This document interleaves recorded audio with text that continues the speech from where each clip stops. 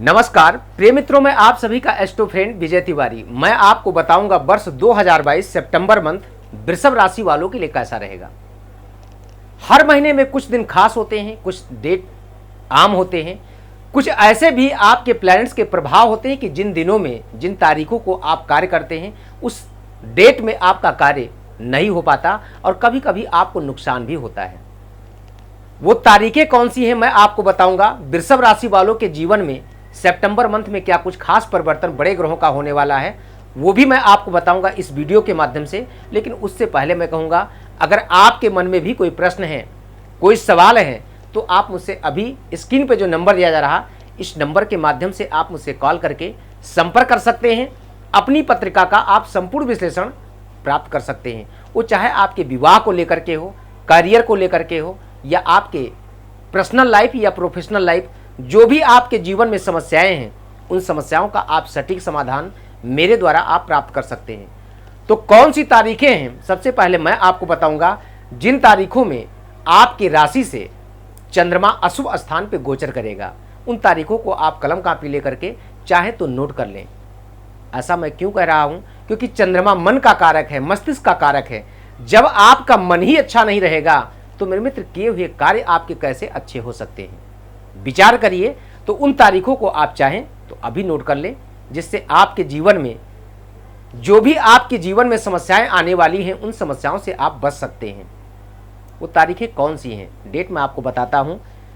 5 तारीख, 6 तारीख, 13, 14, 23 और 24 तारीख को कोई भी अगर महत्वपूर्ण निर्णय लेने वाले हैं, कोई भी अगर महत्वपूर्ण कार्य करने वाले हैं, तो इन तारीखों को आप अवॉइड करने का प्रयास करें। अगर करते भी हैं तो कुछ उसके लिए खास उपाय करके ही आप उस कार्य में कदम बढ़ाएं, जिससे आपके जीवन में अच्छा हो। वृषभ राशि वालों के लिए देखिए क्या है कुछ खास, क्योंकि बड़े ग्रहों का कुछ राशि परिवर्तन होने वाला है, जिनके द्वारा आपके जीवन में क्या खास परिवर्तन होगा। वृषभ राशि के स्वामी यानी आपके राशिपति शुक्र, जो आपके केंद्र में ही बैठे, कहते हैं केंद्र लग्न अगर केंद्र में हो तो बहुत अच्छा लाभ मिलता है। सूर्य की राशि सिंह राशि में सूर्य के साथ ही विराजमान है, यानी आपके लाइफ के लिए काफी अच्छा कुछ संकेत मुझे दिखाई दे रहा है। जिन कार्य क्षेत्र के लिए आप काफी दिनों से इंतजार कर रहे थे वो कार्य आपके बनते हुए दिखाई दे रहे हैं। लेकिन इसमें एक चीज का विशेष करके ध्यान दें, हर शुक्रवार के दिन किसी भी माँ भगवती के मंदिर में जाएं। सफेद से संबंधित चीजों को आप माँ भगवती के चरणों में अर्पण करें और अपनी मन की मनोकामनाओं को रखते हुए उनसे प्रार्थना करें। आपके कार्य जो रुके हुए थे वो कार्य क्षेत्र आपका अच्छी तरह से आपको लाभ दिलाएगा। धन और वाणी भाव की बात करूं तो बुध आपकी पत्रिका में पंचमेश में है। कहते हैं अगर कोई भी ग्रह त्रिकोण स्थान पे बैठता है तो अति शुभ स्थान माना जाता है। यानी बुध आपकी पत्रिका में अच्छा है, उच्च का भी है, स्वग्रही भी है, तो आपके धन की स्थिति भी काफी अच्छी रहेगी। यानी अगर आपका कहीं पैसा फंसा हुआ है तो इस टाइम पैसे मिलने का चांस काफी हद तक अच्छा है। हाँ, एक चीज का आपको ध्यान विशेष देना है कि अपने वाणी पे कंट्रोल करना, अपने बुद्धि का आप सही समय पे सही तरीके से सदुपयोग करना ही आपके लिए अच्छा होगा। दूसरी चीज, पराक्रम स्थान की बात करूं तो संघर्ष आपके जीवन में थोड़ा सा ज्यादा रहेगा, लेकिन संघर्ष के साथ सफलता भी आपको प्राप्त होगी। चतुर्थ स्थान जो माता भूमि भवन वाहन का स्थान होता है, जहाँ पे सूर्य स्वग्रही होकर के शुक्र के साथ विराजमान है, काफ़ी अच्छा है, आपको लाभ मिलेगा।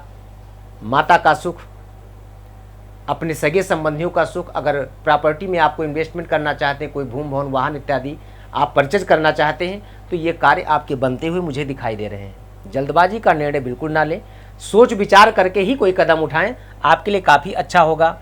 शिक्षा, अगर आप आर्टिस्ट, मीडिया, IAS, PCS या किसी ऐसे बैंकिंग सेक्टर की तैयारी कर रहे हैं, टीचिंग क्षेत्र में आप तैयारी कर रहे हैं, तो आपको काफ़ी अच्छी सफलता मिलने का मुझे योग दिखाई दे रहा।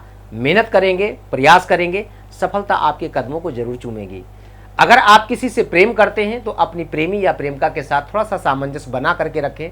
शादी योग्य आप अगर हैं तो अगर आपके गार्जियन नहीं मान रहे हैं इस टाइम, अगर आप अपने गार्जियन, अपने पेरेंट्स से अगर आप बातचीत करेंगे तो आपको लाभ जरूर मिलेगा, यानी आपकी बात मानी जाएगी। इसके साथ में अगर देखूं, कन्फ्यूजन की स्थिति को खत्म करने का प्रयास करिएगा, क्योंकि आपके प्रेम प्रसंग में कोई तीसरा व्यक्ति इन्वॉल्व होने के कारण आपका प्रेमी या प्रेमिका का संबंध खराब हो सकता है। बेफिजूल की बातों में आप उलझ सकते हैं। बात करूं अगर आपके रोग ऋण शत्रु के स्थान पे, तो केतु बैठा हुआ, उधर रोग से संबंधित आपको थोड़ी सी कष्ट हो सकती है। खान पान पे विशेष करके ध्यान दें, वरना पेट से संबंधित आपको प्रॉब्लम हो सकती है। अगर आपके ऊपर ऋण ज़्यादा हो गया तो गणेश अथर्शीष का पाठ करिए या गजेंद्र मोक्ष का पाठ करिए, आपको लाभ मिलेगा। गणेश जी के मंत्रों का जाप करिए, आपको लाभ मिलेगा। शत्रु अगर आपके ऊपर ज़्यादा हावी हो रहे हैं तो प्रेजेंट टाइम में परास्त हो सकते हैं, ऑटोमेटिक परास्त हो जाए, क्योंकि आपके पत्रिका पे अगर मैं देखूं तो सूर्य की स्थिति काफ़ी अच्छी है। मंगल की भी दृष्टि आपकी पत्रिका में D7 चार्ट पे पड़ रही, स्वग्रही है, पत्नी का भरपूर सहयोग मिलेगा। आपको पार्टनरशिप में अगर कोई व्यापार करें तो पार्टनरशिप व्यापार में आपको एक अच्छा लाभ मुझे दिखाई दे रहा है। बात करूं अगर आपके अष्टम भाव की, तो गुरु की राशि है और गुरु आपकी पत्रिका में लाभ भाव में है। कहते हैं अशुभ ग्रह अगर अशुभ स्थान पे बैठते हैं तो शुभ फल देते हैं, लेकिन अगर शुभ ग्रह अशुभ स्थान पे बैठते हैं तो अशुभ फल देते हैं।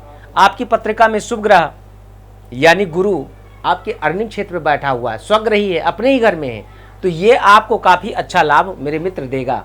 शनि भी मकर राशि में भाग्य स्थान पे है, काफ़ी अच्छा है, लेकिन शनि की दृष्टि आपके पराक्रम स्थान पे, यानी संघर्ष आपके जीवन में कहीं ना कहीं कम होता हुआ मुझे दिखाई दे रहा। भाग्य आपका अच्छी तरह साथ देगा।